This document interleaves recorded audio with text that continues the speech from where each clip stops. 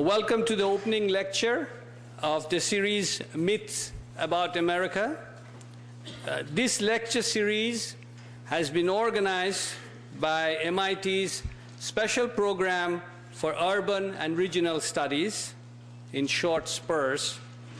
SPURS is institutionally located in the Department of Urban Studies and Planning at MIT. I'm Bish Sanyal, Director of SPURS, and it is an honor for me to welcome Professor Howard Zinn, the speaker this evening. I also want to welcome all of you, the fellows, the students, faculty, and staff. Perhaps there are others in the audience who do not fit any of these categories, but are eager nonetheless to participate in our deliberations on myths about America. A welcome to you all.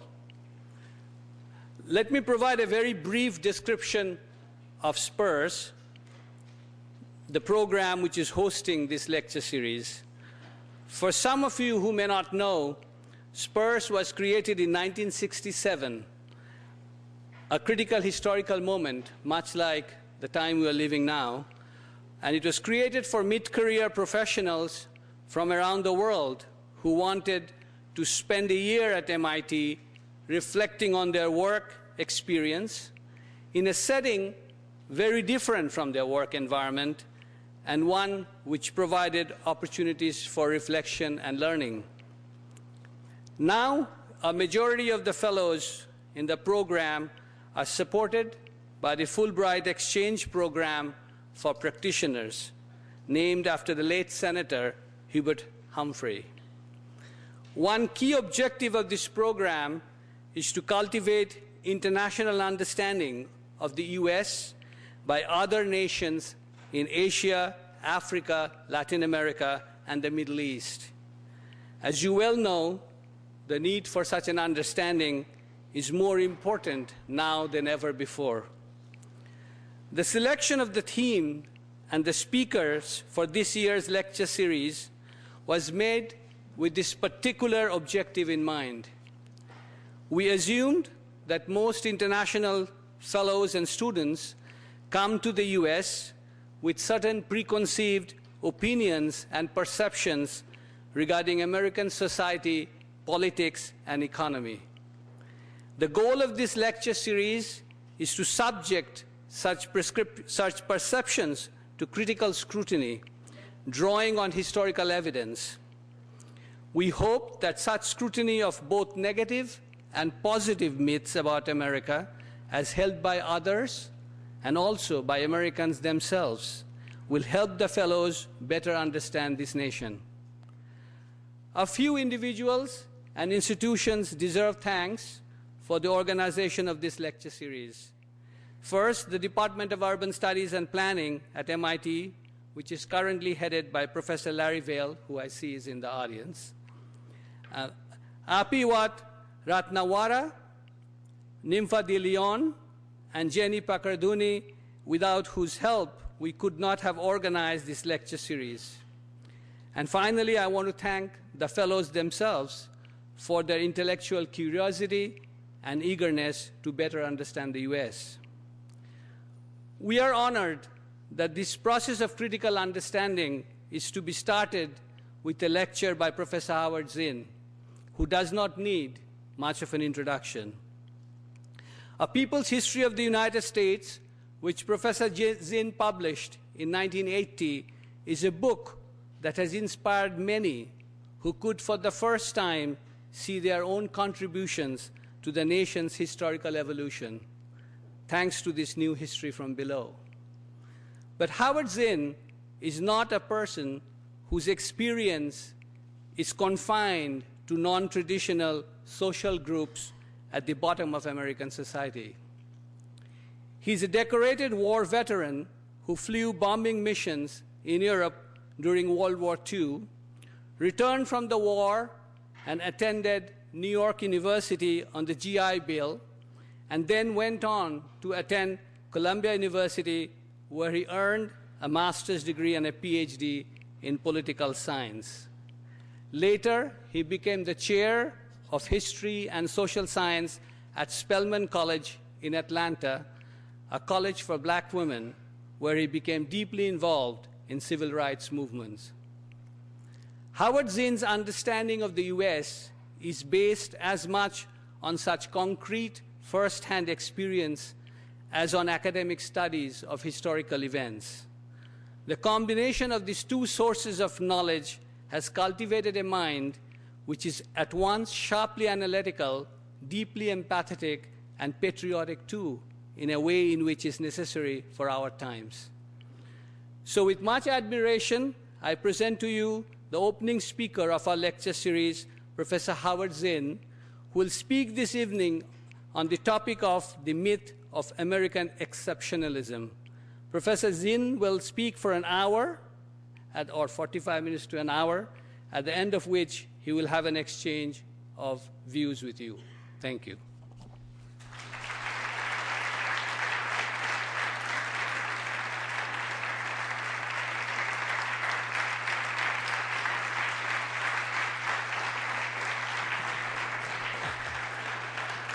Well, thank you, Professor Sanyal, for that nice introduction. Can you all hear me?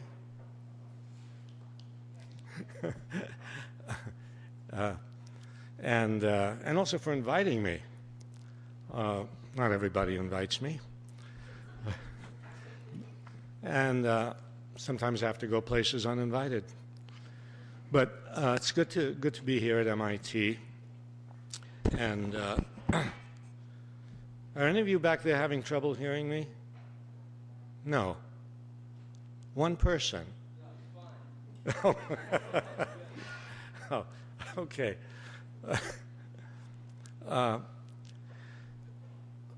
So, American exceptionalism, the myth of American exceptionalism.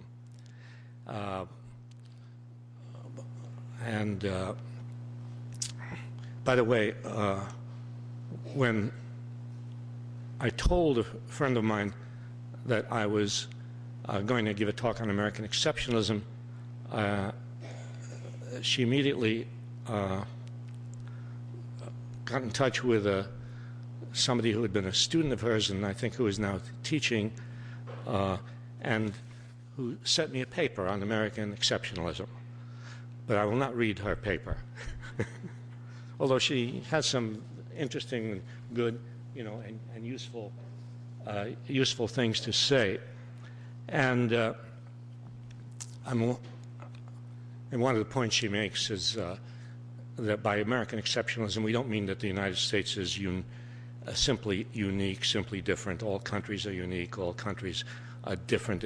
Exceptionalism suggests more than that. It suggests superiority. It suggests something that all of us living in the United States have encountered a lot, and that is self-congratulation. That we are fond in the United States of congratulating ourselves for how wonderful we are, and how we are the best, we are the greatest, we are the strongest, we are the most prosperous, we are the freest, we are the most democratic, yes, we are number one.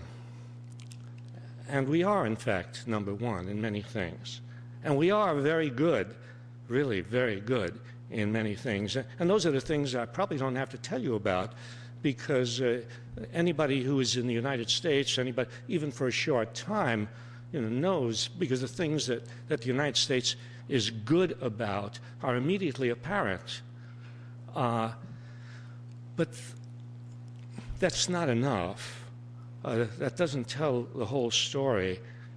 And if we only dwell on what we all acknowledge are some of the remarkable things about the United States, we will be missing something very important, something, in fact, so important that we'll be shocked if something happens one day that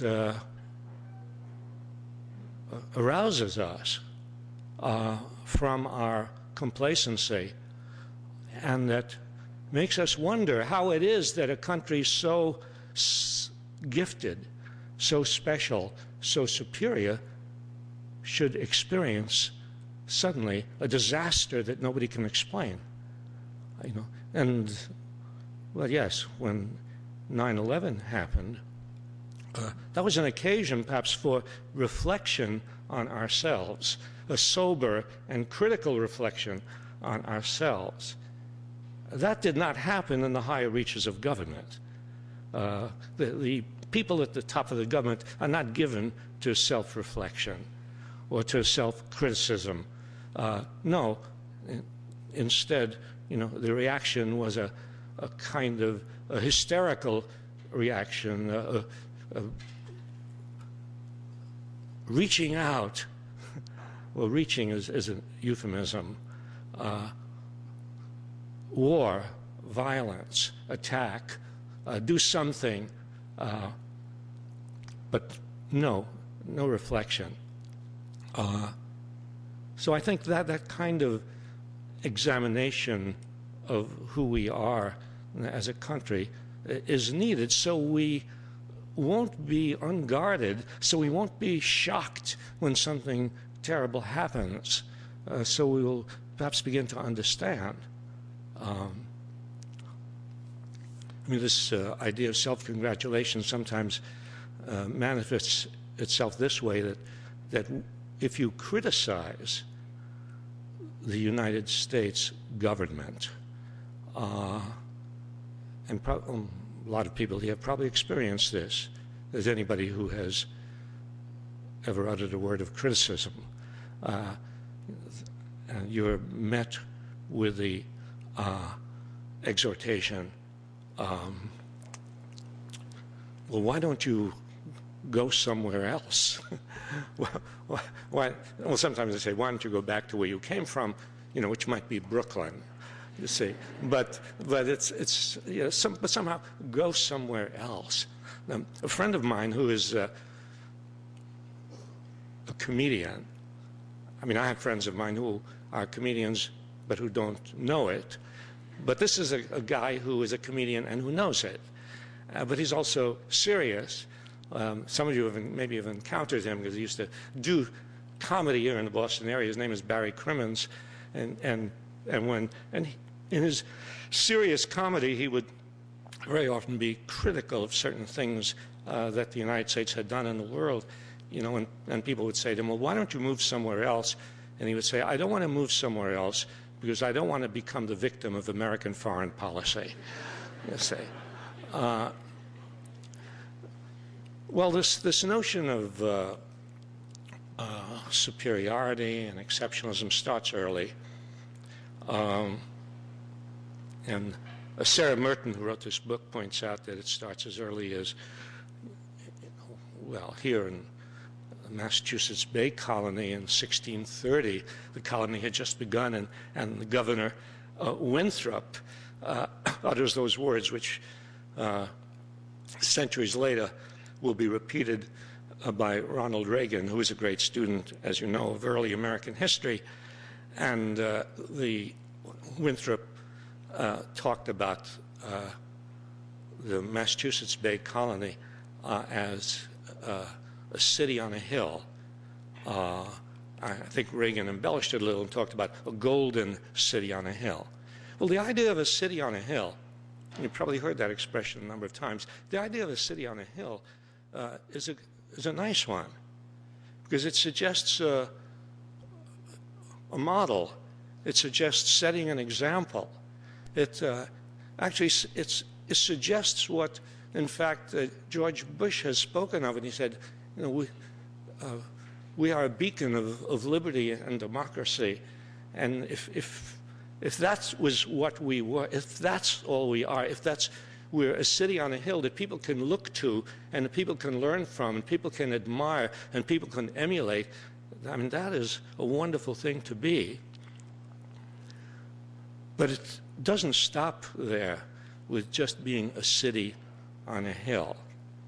In fact, you can see it